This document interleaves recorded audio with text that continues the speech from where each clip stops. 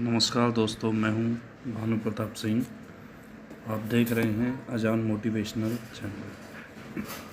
तो आज का हमारा टॉपिक है मरु प्रदेश के गठन की संभावनाएं। जैसा कि हालिया समाचार पत्रों से ज्ञात हुआ है कि केंद्र सरकार द्वारा मरु प्रदेश की संभावनाओं को लेकर एक रिपोर्ट मांगी है। तो इस वीडियो में हम जानेंगे कि कैसे होता है नए राज्यों का गठन, क्या हैं इसके संवैधानिक प्रावधान, ऐतिहासिक पृष्ठभूमि क्या रही है, नए राज्यों की कब कब मांग उठी है। इन सब बातों को जानने के लिए मेरे साथ बने रहिए वीडियो में। चलिए शुरुआत करते हैं राज्यों के पुनर्गठन संबंधी संसद की शक्ति, यानी कि नए राज्यों को भारतीय संविधान के अनुसार किस विधि से और कौन से अनुच्छेद द्वारा बनाया जा सकता है, इसके लिए राज्य की भूमिका और केंद्र की भूमिका क्या रहती है। तो भारत के संविधान के भाग 1 के अनुच्छेद 3 में यह संसद को अधिकार प्राप्त है कि वह किसी भी राज्य के क्षेत्रफल को बढ़ा सकेगी, घटा सकेगी, सीमाओं में परिवर्तन, नाम में परिवर्तन कर सकेगी, और इसके लिए राज्यों की अनुमति की अनिवार्यता नहीं है। यानी कि संसद अपने अनुसार भारत के राजनीतिक मानचित्र का पुनर्निर्धारण कर सकती है। इसी संदर्भ में आगे जाके देखते हैं हम कि 1 नवंबर 1956 जब 6वां संविधान संशोधन विधेयक आया, उससे पहले जो राज्य हुआ करते थे वो 4 श्रेणियों में होते थे।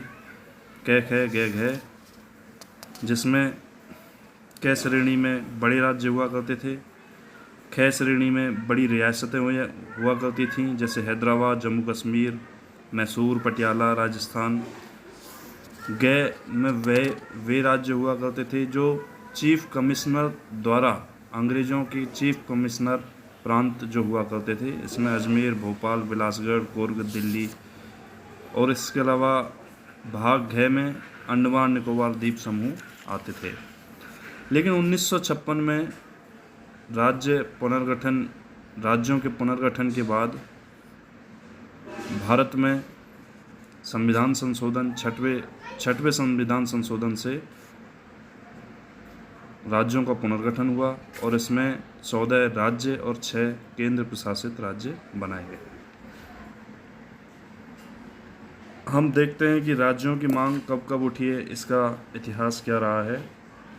सर्वप्रथम आंध्र प्रदेश में भाषा के आधार पर राज्य बनाने की मांग उठी थी, जिसके लिए केंद्र सरकार द्वारा फजल अली आयोग गठित किया गया। इस आयोग ने कुछ अनुशंसाएं की जो तत्कालीन सरकार द्वारा लागू की गई। तो इसमें 4 बड़े कारकों की पहचान की गई कि देश की एकता और सुरक्षा को संरक्षित और अनुरक्षित करने के लिए, भाषाई व सांस्कृतिक एकरूपता के लिए, वित्तीय, आर्थिक व प्रशासनिक तर्कों के लिए, और प्रत्येक राज्य व पूरे देश में लोगों के कल्याण की योजना और इसके संवर्धन के लिए नए राज्यों का गठन किया जा सकता है। राज्य पुनर्गठन अधिनियम 1956 के अनुसार, फिर इसमें हम आगे चलते हैं। महाराष्ट्र और गुजरात 1960 में द्विभाषी राज्य बम्बई बने। दादरा नगर हवेली पुर्तगाली शासन था पहले, 1954 में ये आज़ाद हुए। गोवा, दमन दीव, पुदुचेरी, नागालैंड, हरियाणा, चंडीगढ़, हिमाचल 1966 में बने।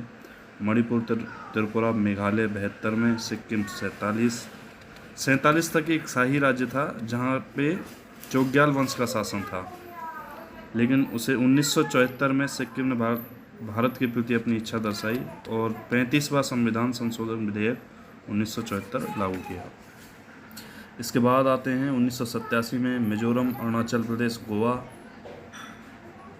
2000 में छत्तीसगढ़, उत्तराखंड, झारखंड राज्य बने, जो कि 26वें, 27वें व 28वें राज्य थे।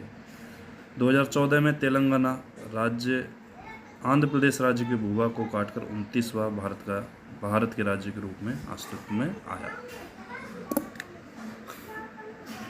अब जो प्रदेश में मांग उठ रही है वह 3 राज्यों को लेकर है, जिसमें कि हमारा एक मरु प्रदेश भी शामिल है। तो मरु प्रदेश के बारे में जानते हैं कि इसकी ऐतिहासिक पृष्ठभूमि क्या रही है। देसी रियासतों के विलय के समय से मारवाड़ क्षेत्र के अलग से पहचान और प्रदेश बनाने की मुहिम शुरू हो चुकी थी। इसमें सर्वप्रथम जोधपुर के महाराजा हनुमंत सिंह और साथ ही बीकानेर के महाराज ने प्रयास किए। भारत के पूर्व उपराष्ट्रपति श्री भैरव सिंह शेखावत ने तत्कालीन प्रधानमंत्री श्री अटल बिहारी वाजपेयी जी को राजस्थान विभाजन का प्रस्ताव भिजवाया। इसके आगे हम देखते हैं कि मरु प्रदेश, संभावित मरु प्रदेश में कौन कौन से ज़िले शामिल हो सकते हैं। तो चूँकि एक अरावली पर्वतमाला जो राजस्थान को दो लगभग बराबर भागों में बांटती है, जिसका पूर्वी भाग हमेशा समृद्ध, खुशहाल, जल संसाधनों से भरपूर रहा है, वहीं पश्चिमी भाग अधिकांशतः मरुस्थलीय है, जहां पानी का अभाव बना रहता है। वहां जो पूर्वी राजस्थान का विकास हो पाया है, जलवायु की विषमता के कारण पश्चिमी राजस्थान में वह विकास से वंचित रहा है। आगे चलते हैं इसी में। ये राजस्थान का मैप है, मैं आपको थोड़ा सा इसमें बता देता हूँ कि कैसे क्या स्वरूप रह सकता है इसका। ये जो यहाँ से हम सीकर, चूरू और झुंझुनू वाले पार्ट और इधर नागौर से होते हुए और ये जोधपुर, पाली और ये जालौर, सिरोही तक, जो ये वाला हिस्सा है, ये वाला हिस्सा, ये हिस्सा पूरे राजस्थान का लगभग 61% है, जहाँ 40% जनसंख्या निवास करती है। इस भाग के नए प्रदेश बनने की मांग उठ रही है कि भाई इस पूरे भाग को, जो ये भाग इसमें दिखाया गया है, इस पूरे भाग को मिला करके एक, वैसे इसमें मरु प्रदेश में संभावित जो जिले सम्मिलित होने की जो मांग उठ रही है वो मुख्य रूप से बीकानेर, जोधपुर, गंगानगर, हनुमानगढ़, चूरू, सीकर, झुंझुनू, नागौर, पाली, बाड़मेर, जालौर और जैसलमेर, सिरोही सम्मिलित है, जिसमें नवगठित जिले बालोतरा, फलौदी, नीम का थाना, डीडवाना, अनूपगढ़ भी शामिल है। आगे चलते हैं। संवैधानिक प्रावधान। संविधान के भाग 1 के अनुच्छेद 3 के अनुसार केंद्र सरकार किसी भी राज्य की नाम सीमाओं परिवर्तन, वर्तमान राज्य को तोड़कर नए राज्य का गठन कर सकती है। यह संसदीय अधिकार है जो कि संविधान संशोधन के अनुच्छेद 368 से अलग है। अलग राज्य बनने के क्या फ़ायदे हो सकते हैं मध्य प्रदेश के लिए, तो इसके बारे में थोड़ा सा चर्चा करते हैं। इससे सबसे पहली जो बात होती है वो ये है कि राजस्थानी भाषा और संस्कृति, जो कि स्थानीय भाषा है जैसलमेर, जोधपुर, चूँकि मारवाड़ी जो भाषा है, जो राजस्थानी के नाम से भी हम जानते हैं, वो ज़्यादातर जोधपुर के ही और इन 13 ज़िले में ही कुछ अंतर के साथ बोली जाती है। तो एक इनकी ये डिमांड है शुरुआत से, इस प्रदेश के निवासियों की ये भी डिमांड है कि इसको 8वीं अनुसूची में भाषाओं में, जो फ़िलहाल में 22 भाषाएं, उनमें सम्मिलित किया जाए। तो इसको एक नया एक रोड मैप मिलेगा कि भाई इसको हम किस प्रकार 22 भाषाओं में सम्मिलित करें। तो ये राजस्थानी भाषा संस्कृति को नया आयाम मिलेगा। मरुस्थलीय क्षेत्र में पर्यटन से रोजगार के अवसर के साथ कृषि क्षेत्र में और बागवानी में विकास की संभावनाएं बढ़ेंगी।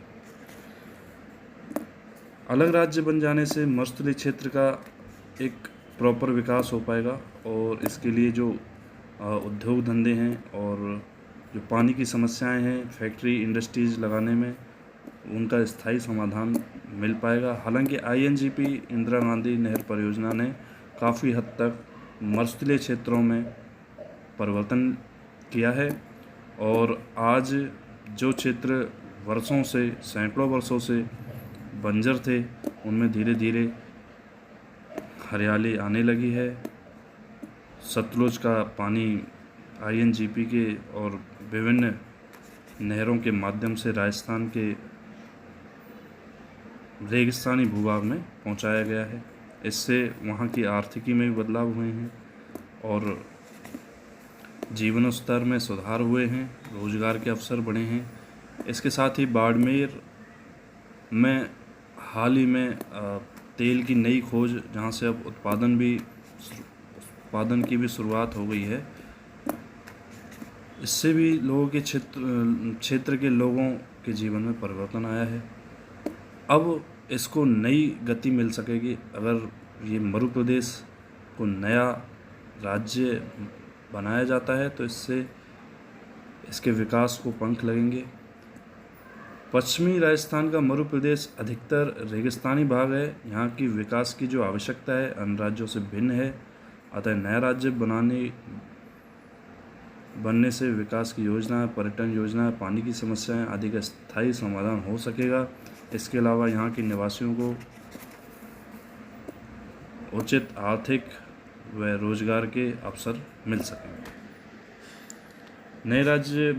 किसी भी नए राज्य बनने के क्या फ़ायदे हो सकते हैं, उस पर थोड़ा देख लेते हैं। क्षेत्रफल जनसंख्या कम हो जाने से प्रशासनिक कार्य सुगम हो जाते हैं। संसाधनों के समुचित उपयोग से विकास की दर बढ़ जाती है। झारखंड और छत्तीसगढ़ इसके नवीन उदाहरण हैं। प्रशासनिक सुगमता और स्थानीय संस्कृति का संरक्षण, ये दो महत्वपूर्ण पहलू हैं। इसके अलावा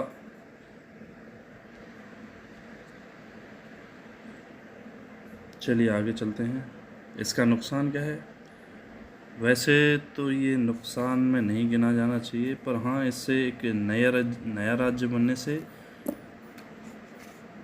इससे वित्तीय भार बढ़ जाता है। और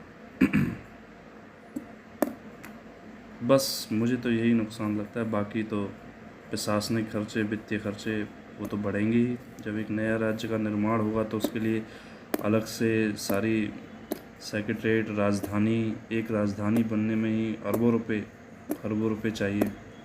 इसके अलावा वहाँ का पूरा सिस्टम, तंत्र विकसित करना, सचिवालय स्तर से लेके जिला स्तर, राज्य स्तर, उपखंड स्तर, तो ये नुकसान है। लेकिन नुकसानों को राज्य के विकास के क्रम में नहीं देखना चाहिए, क्योंकि इससे राज्य का, और आज नहीं तो कल 10 साल बाद ये जो नुकसान है इसकी अपने आप भरपाई हो जाएगी। उद्योग धंधे ज़्यादा लाएंगे, आर्थिक विकास होगा। इसी के साथ आज के लिए ये चर्चा यहीं ख़त्म होती है। मैं भानु प्रताप सिंह, आपका दोस्त, फिर मिलूँगा किसी नए वीडियो के साथ। लाइक करना ना भूलिए, मेरे चैनल को सब्सक्राइब कीजिए। धन्यवाद। जय हिंद।